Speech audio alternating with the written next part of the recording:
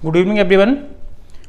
आज हम बात करेंगे कोरिलेटिव कंजक्शन में बोथ और एंड की। इससे पहले मैंने आपको आइदर और, neither nor, not only, but also, but का काफ़ी प्रयोग पढ़ाए हैं। लेकिन जो नाइदर नॉर, आइदर और नॉट ओनली बट आल्सो, ये सेम उसी की तरह होगा, थोड़ा सा इसमें चेंजिंग है, वो हम देख लेते हैं। इसका प्रयोग भी दो तरह से किया जाएगा, जब आपके दोनों कर्ता सेम यानी समान होंगे, जब आपके दोनों कर्ता अलग अलग होंगे। तो इसका प्रयोग किस प्रकार से किया जाता है वो हम देखते हैं। बोथ का मीन्स दोनों, एंड का मीन्स और, ये आप सब लोग जानते हो। यहां हम सबसे पहले लिखते हैं व्हेन सब्जेक्ट इज सेम, जब आपके कर्ता दोनों समान। पिछली वीडियो में लिख चुका हूं तो बार बार लिखने की जरूरत नहीं है, डायरेक्ट एग्जांपल देख लेते हैं।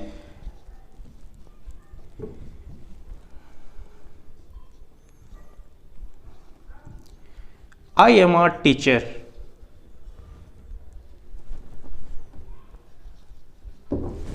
I am a teacher। दूसरा आपका I am an author। मैंने यहाँ पे आपका एग्जाम्पल लिखा हुआ है I am a teacher, I am an author। इसमें मेरे को प्रयोग करना है बोथ और एंड का।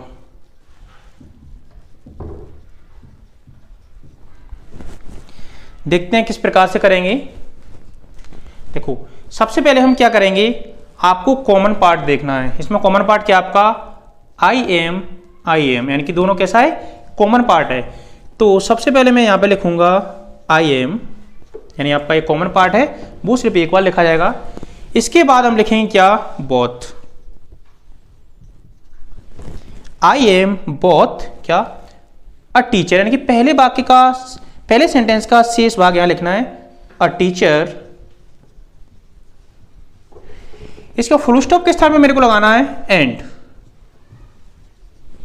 इसके बाद क्या लिखेंगे हम, यानी कि आई एम, ये आपका कॉमन पार्ट है, एक बार हम लिख चुके हैं। दूसरे सेंटेंस का शेष भाग क्या आपका, एन ऑथर।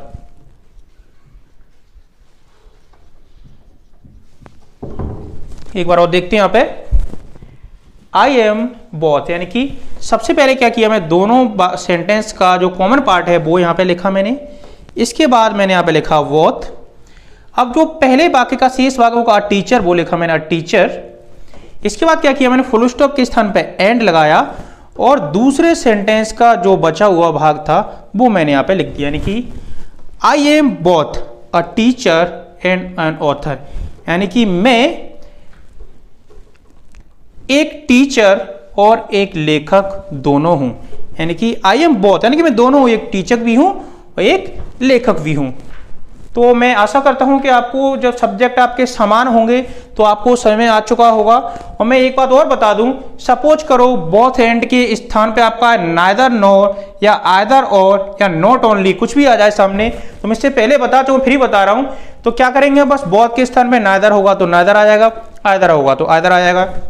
ऐसे एंड के स्थान पे अगर नॉर होगा तो नॉर आ जाएगा, और होगा तो और आ जाएगा। बिल्कुल सेम तरीका है, कोई डिफरेंट नहीं है ज्यादा।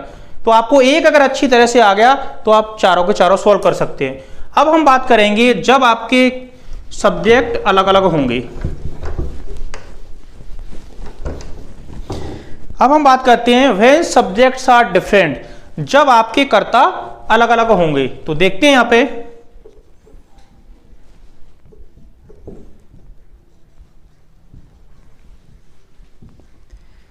Ram can teach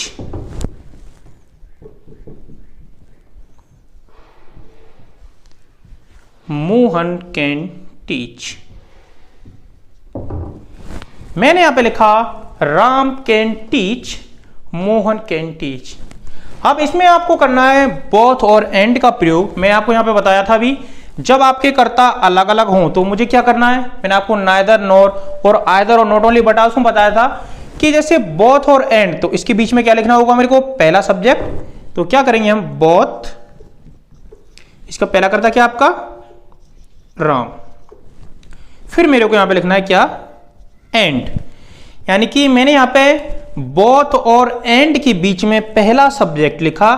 इसके बाद मेरे को कुछ नहीं करना है, दूसरा सेंटेंस पूरा का पूरा लिख देना है, यानी कि both Ram and Mohan can teach. बिल्कुल सिंपल है। यानी कि बोथ और एंड के बीच में पहला सब्जेक्ट लिखना है, इसके बाद आपको दूसरा सेंटेंस पूरा का पूरा लिख देना है, बिल्कुल चेंजिंग नहीं करनी है। एक और सेंटेंस देख लेते हैं एग्जांपल में।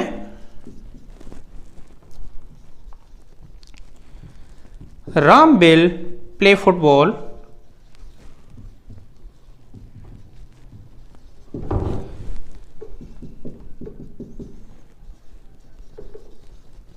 Shyam will play football.